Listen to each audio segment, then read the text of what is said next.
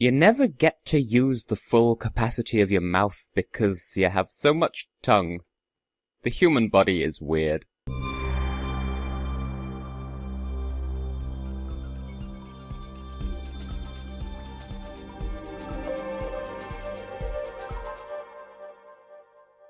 I suppose I should intro, shouldn't I? Because, hello everyone, I'm Tessellating Hexagons. It's the 17th day of VEDA, 17th day of April. It's the Sunday livestream thing, I think. Is it Sunday? Yes, it's Sunday, and this is indeed a livestream, so... Hello, I still have this cup of tea, so...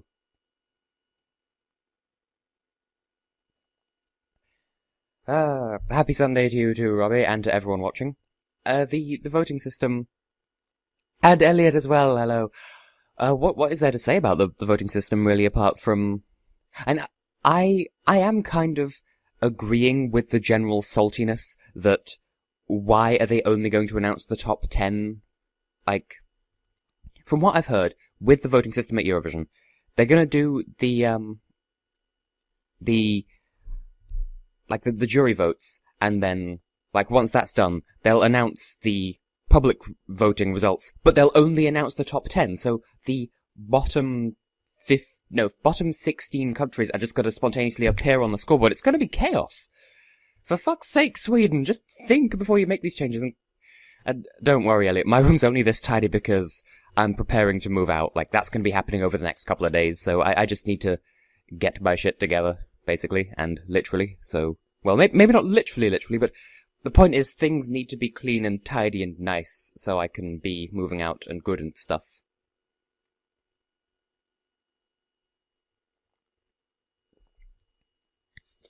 But yes, so the voting system, it's almost a good idea, but they just didn't think it through because it's like, they didn't consider the microstates, they didn't consider the craziness it's going to be announcing 16 countries' points all at once as...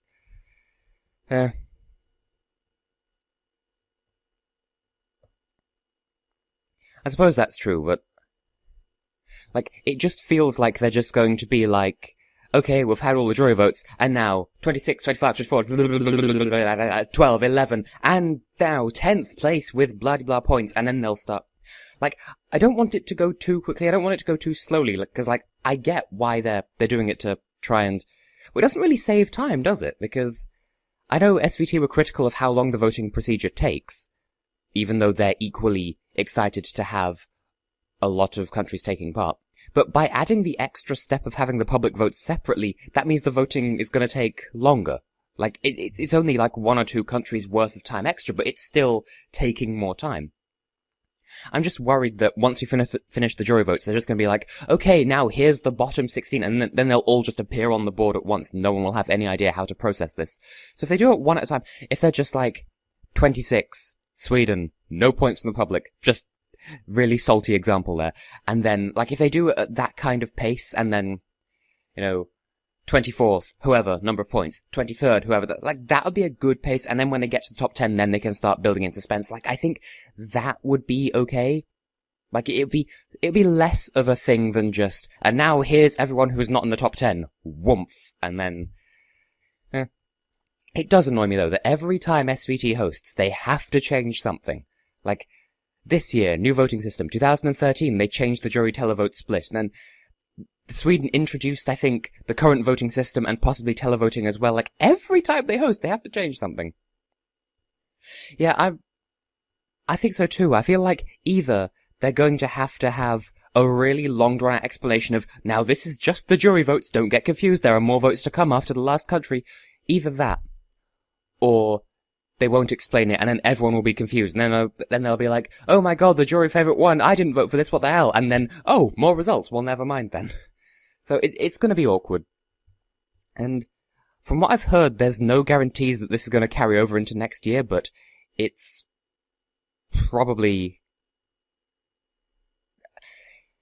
I mean, they're probably going to keep it, but apparently it's not carved in stone.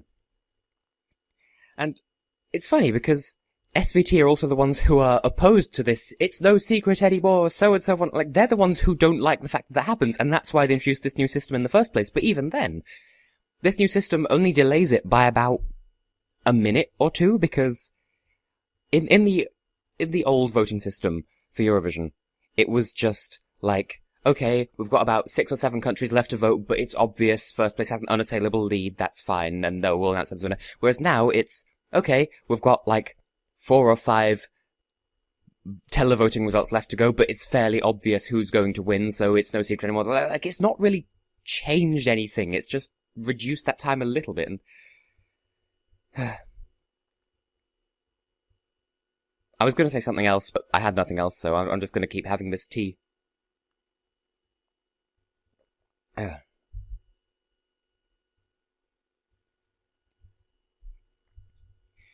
suppose that's true, just testing the water, see how people feel, and see, in theory, it's almost a good idea, like, as a thing. But I do understand there's this background salt that, for crying out loud, they're turning Eurovision into Melodifestivalen 2.0. And I agree with that bitterness, because why fix what isn't broken? But then again, like, I don't know, because the new voting system, because people have applied the thinking behind the current voting system to previous years, and it's not actually changed all that much. Like, the only things that have changed, like, I think 2011, Belgium would have qualified instead of Moldova, but apart from that, the only changes are the occasional countries, like, move around 1 or 2, like, it wouldn't have changed any winners or something like that. And, yes, the London party is tonight. Although, I'm kind of on the wrong end of the country to see it, so... And I've heard someone asking about if there's going to be a live stream of it, and if there is, then I might look into watching that if it's legal, but I don't think there would be, but if there is, then maybe. I don't know. Also, my mouth is still slightly sore because I had pizza for dinner yesterday, and I kind of tried to eat it while it was still too hot, and so I kind of, sort of, a little bit burned the inside of my mouth. Now, I wonder how that would have affected Eurovision history, because I still feel like 2010 was the year that broke Sweden. Like, they didn't qualify, so something snapped in their mind, like, all song and no qualify makes Sweden a dull country, and then that's when they went apeshit and started sending songs that just decide, oh, look at me, I'm the winner before the voting's even started kind of songs. So, third in 2011, first in 2012, meh in 2013, third in 2014, first in 2015. Like, I feel like that's all because they didn't qualify in 2010 and they just didn't know how to handle it. And sadly, 2010 was actually a pretty good song from Sweden. But that said, they technically didn't qualify in 2008, but at the same time, they couldn't have not qualified because even if they finished outside the top 10, which they did, well, outside the top 9, which they did, jury wildcard, the jury would just say, oh, you're Sweden, you get to go into the final anyway, so they were never at risk of not qualifying, but if it had been the current system back then they wouldn't have qualified in 2008. Which is funny, because I was so confused during the voting in 2008, because I was young, I didn't understand it, I thought Sweden had won at some point in that, and it's funny because they didn't qualify, they came like 12th or something. But, see, realistically, and I stick by what I said in my top 43 videos, there aren't any songs this year that I outright hate. Obviously there are some songs that I'd rather see come last over others, but each one has a redeeming feature in it somewhere, even if the redeeming feature of San Marino is, yep, it sure is a song. And I am not comfortable with how much I like the Sammarinese song this year. Like, don't get me wrong, it is still my, 36th overall, if that? But that's just because of the backing singers. They absolutely bring that song to life. And it's sad because I've heard Serhat's other songs. I've heard Je m'adore, and that's actually a good song. So what's his excuse for this?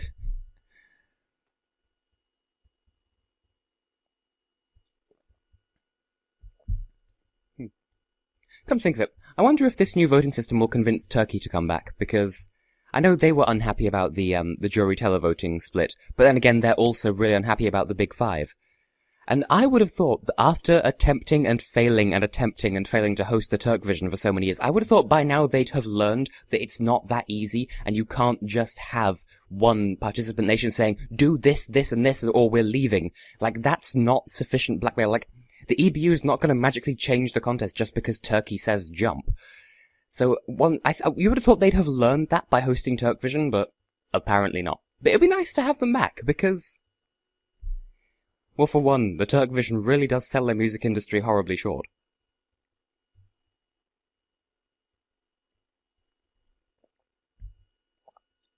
But yes, the whole reason why I went on that tangent about no song that I hate, like, there are some songs that I would mind seeing last more than others, and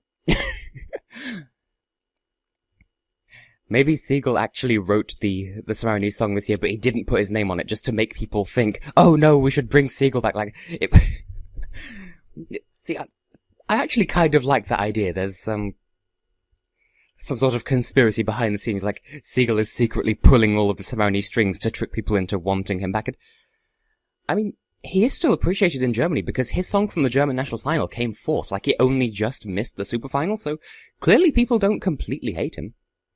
But yeah, I want to have Turkey back because they had some really good stuff. Like, one thing that I found out at some point, and if I ever do a cover of this song, I'm totally applying it, but I'm not really the cover type, but I don't know, we'll see what the future holds. But their song from 2007, there's, like, if I were to cover that, I wouldn't be comfortable singing the lovey-dovey all the time lines, because those are just dumb. But you can just splice in the lyrics from the Turkish version of the song from 2006, and it fits perfectly well, so I'd just do that instead. And if the UK hosts another national final, as of the 2017 season, I will be more likely to, because of things that I'll be arranging in my life. So, possibly, especially if the tickets are cheap. So, it'd be nice if I could just go to the BBC and be like, yo, can I get like a press pass or something? Because I am tessellating Hexagons. And they'll be like, yeah, but who actually are you though? And I'll be like, I'm tessellating Hexagons. And they're like, yes, but who are you? I do YouTube things. What's a YouTube? We're mainstream media. We don't acknowledge that you exist. Or something like that. I don't know. Of course, in an ideal world, I'd be at a UK national final because I'd be participating, but I don't have the means of writing music, and that makes me sad. That's the agonizing thing. 2010, I feel like Germany and Turkey were both worthy winners, because Turkey was incredible. Germany was actually really good as well. Like, I'm not jumping on the Lena bandwagon because there was a Lena bandwagon to jump on. I just really liked the song. So, that's all I have to say on that. Yes, we will just develop a monopoly over all things interview and Eurovision and teeth. Yes, we will just become Eurovision dentists and have a monopoly on teeth. Where is my brain going? And I was going to say something else about Lena, and I've completely forgotten what. Although, I've heard other songs by her, and she's refreshingly different. I will say that. So, I feel like she was a worthy winner in 2010, and also, it kind of rekindled hope that, yes, Big Four, Big Five auto-qualifiers can still win. Like, it does almost seem like there's some kind of statistical disadvantage to being auto-qualified, presumably because you don't get to hear their songs more than once, but they're going to change that this year by having the auto-qualified countries that the auto-qualified countries that vote in whichever semi-final performing in that semi-final. The only point of contention I have with that is the fact that it's just pre-recorded rehearsal footage. Like, no, why not just have them perform their songs as the interval act? I've been saying they should do this for years. Blue 2011. Salty that they did as not as well as they could have done, but really glad that they did as well as they did at the same time, because we had a good song. I kind of understand why we didn't do better than we did, because I'm saying that like I'm a member of Blue. Like the UK, I feel like we would have done better were it not for the fact that, like, the guy who had to hit the high notes, he kind of didn't hit them as well as he could. So, I think that will have cost us some points, but I mean, we still got exactly 100 and finished 11th, I think, so I'm okay with it, So, I like what they did with the first chorus, though, how they kind of did a slightly unplugged-ish version of it. Like, it was a nice, unexpected twist, so props to them for that, but if that one guy had just hit the high notes, we would have done even better. But, nevertheless.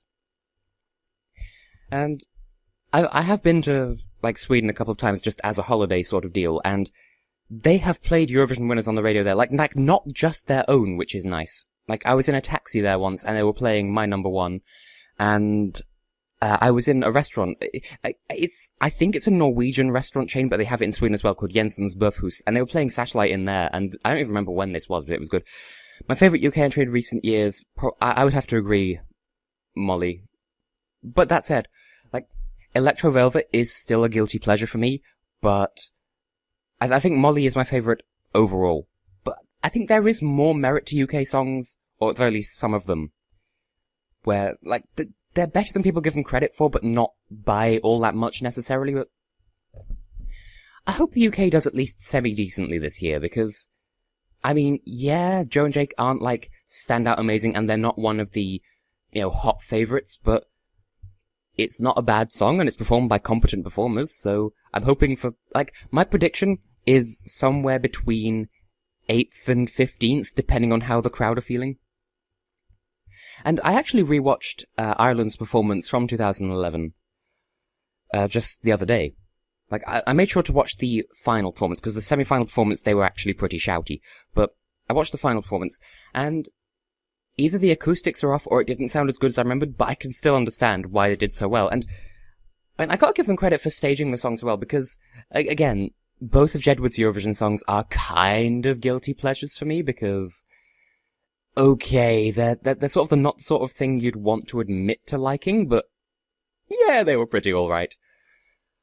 And to be fair, some of the Irish songs recently have been underrated, but I still stand by what I was saying about RTE's selection process, where they were going about it completely wrong, and hopefully this year, I feel like should be a turning point for the UK, Ireland, and France, who all have a recent history of doing really crappy, all have a history of having kind of not the best outlook at Eurovision, and all three this year have done something different with their selection process, and hopefully that'll mean good things, like maybe next year all three of us can build on our experiences and do even more goodily. But I don't expect the UK to win this year by any means, but I do still think it's a step in the right direction, because it's a valid song. I mean, if Denmark could finish 4th in 2011, or was it 4th? I know they did decently in 2011 anyway. Then maybe we could do semi-decently with a Danish boy bandish song, I don't know. But, yeah, I've said that I said that in at least one of my reviews. Yeah, you can definitely tell that France has a new head of delegation, because they know what they're doing. Because I heard that, that some other, there was one year, I think it was last year, where France got a load of criticism because their head of delegation just sat in an office just like, mwahaha, I'll just pick this song with no input from the public or anyone else whatsoever and just see how it does, and then they got 4 points, 2 for each tonsil. Yeah, I agree with that, Elliot. I agree that ESC in France would be actually really convenient, and also because I could speak a little bit of French and I have a tiny bit of French heritage. I wouldn't be opposed to France winning. It's not, the song isn't at my all-time top of my table, but, I wouldn't be upset if it won, plus it'd be nice to have another Big Five winner. So, yeah.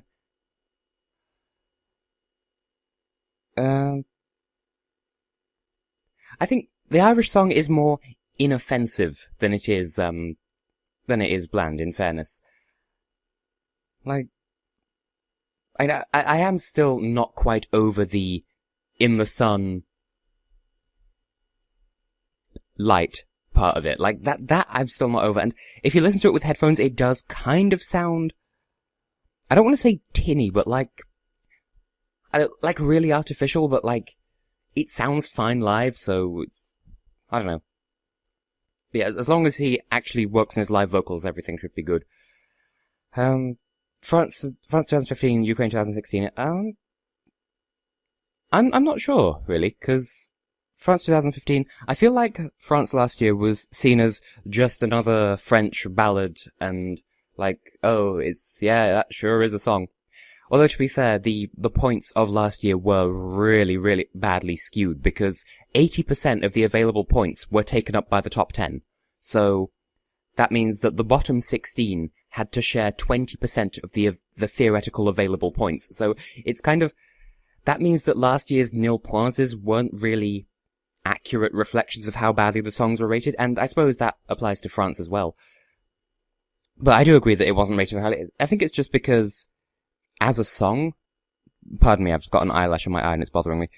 I think as a song, people just viewed it as, oh, it's just another French ballad, it's not really doing anything incredible. And then this year, Ukraine is like, I think there's a tiny bit of Ukraine is back hype, and then there's a bit of, and I like the instrumentation of it, and I suppose it feels more personal because I suppose theoretically anyone could sing N'oubliez pas and it wouldn't seem that, like, that out of place.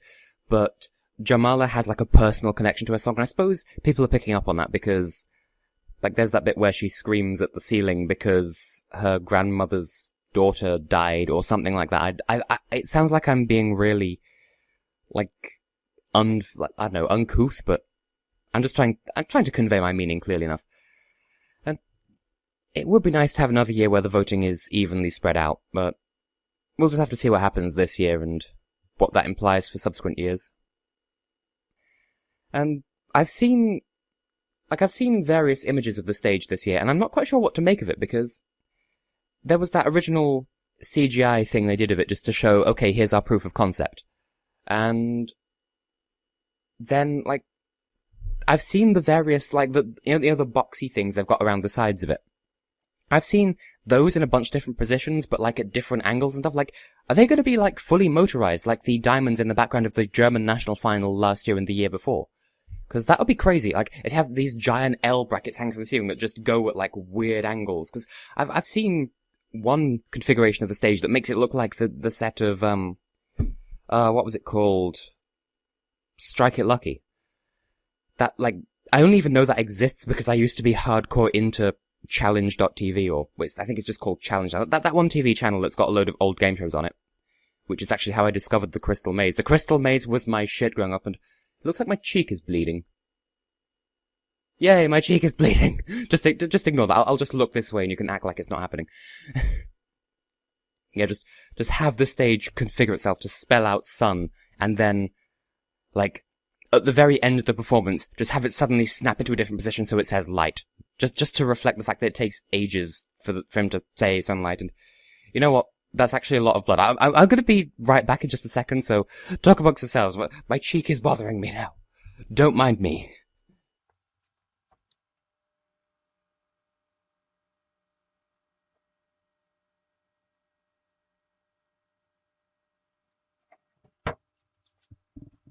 Okay, I'm back, and it's probably still noticeable, but I mean, I've got rid of most of the nonsense, so hang on. I'm gonna bring out the obligatory stream water. Because hydration is important and shit. TessHex streams sponsored by the concept of water. But the thing is, this brand of water is crazy carbonated, so I have to be really careful about opening it, otherwise it will go everywhere.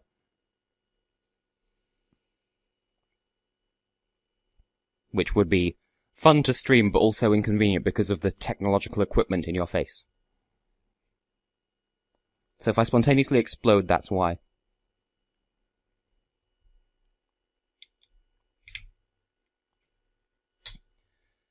To hydration.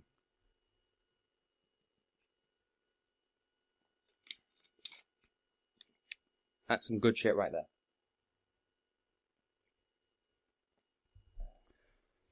So are you all still alive, or did my spontaneous bleeding cheek scare you away? And oh good, now the sun glare completely hides it unless I sit at this angle.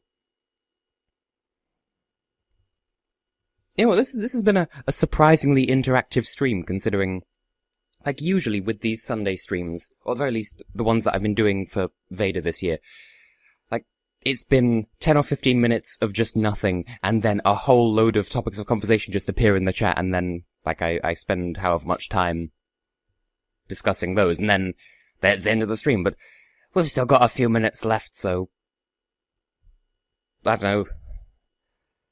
I don't even know. Sometimes I just don't exist properly. I would say it's a shaving injury, but, I mean, clearly shaving is a thing I do regularly. Honestly, I couldn't tell you. Maybe I don't know, because the other day I woke up with an injury on my right foot, and it looked like that had been bleeding as well, so, I don't know, sometimes I just have these injuries and I can't explain them, and it's so attractive to look at, I'm sure. But I have the means of healing it, so we need not worry. I should probably stop looking that way because that's just showing it off to the camera, but it's fine, don't worry about it. It's not like I'm losing pints of blood by the second. That would be rather inconvenient. The Joe and Jake performance. I haven't heard anything negative about it, so I'm assuming that no news is good news. I didn't watch it because I was actually recording the Shadow Temple of Ocarina of Time at the time because I needed to record that because that's why my Shadow Sage was around. So, vampires with poor aiming, headcanon accepted. So,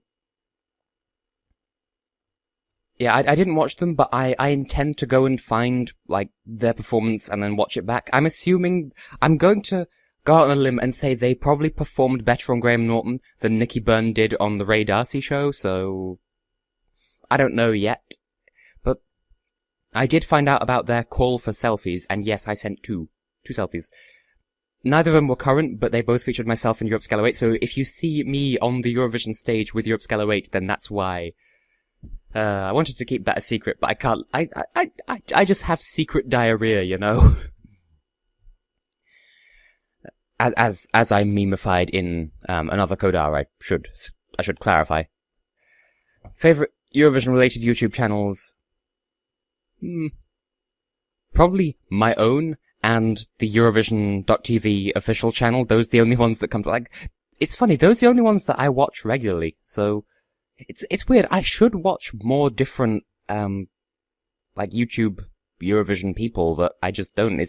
It's just me and this big wide world. Oh, and the Euro trip, obviously, duh. How could I forget about them? Okay, so, me, the Eurovision official channel, and the Euro trip, which is run by the lovely Elliot Harris, and associates, I suppose.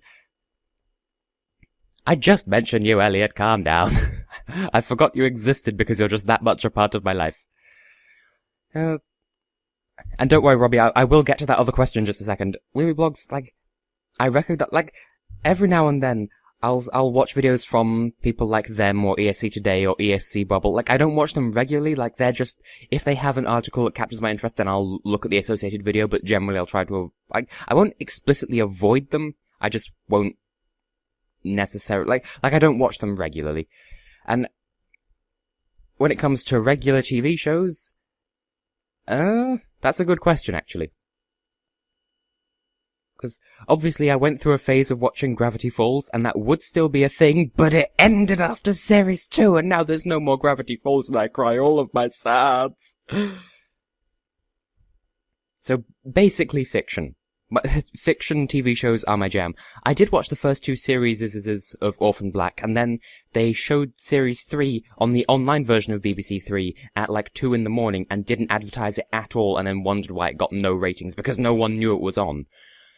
So, there's that. Doctor Who, obviously. Well, I don't know if that's obvious, but Doctor Who is kind of my jam.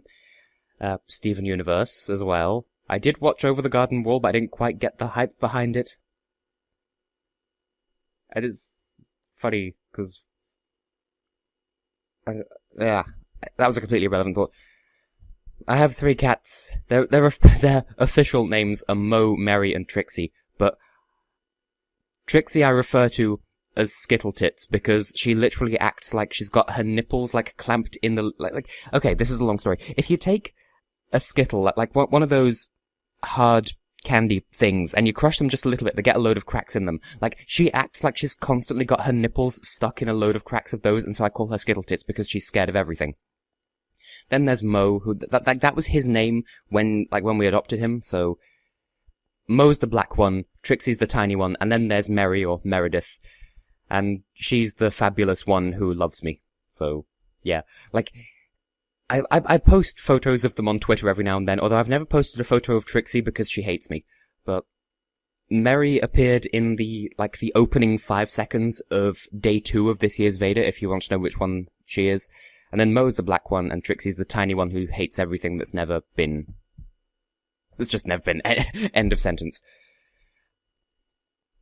But yes, we used to have 2 kittens called Stanley and Bonnie, but then we had to rehome them because we were moving house and we weren't allowed to keep them, and they were really overweight. Like Bonnie was so fat that there was one time where she was just lying down on, the upstairs of our house, and she was so fat she actually managed to put a floorboard through. I mean, yes, it was an old floorboard, but she managed to destroy part of the floor with her fatness. I'm still not over that now. This will have been 5 or more years ago, and I'm still not over that. But yeah.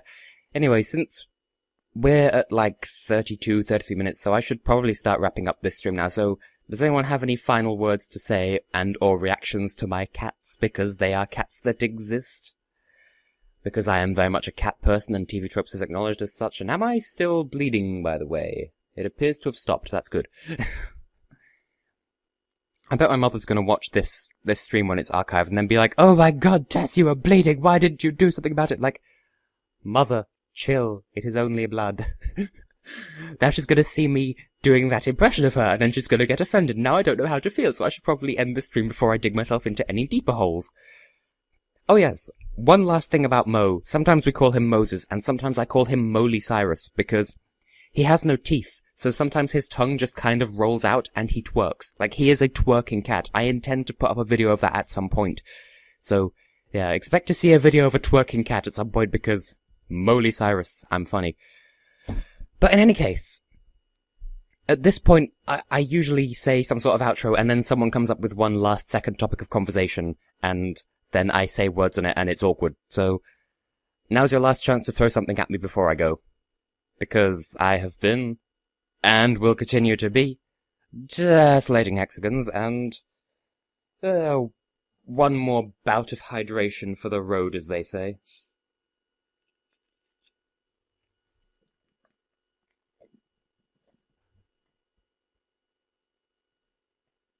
Totally worth it. I think that's a good note to end on. So have been, will continue to be. See you next time. That's what I get for being overzealous.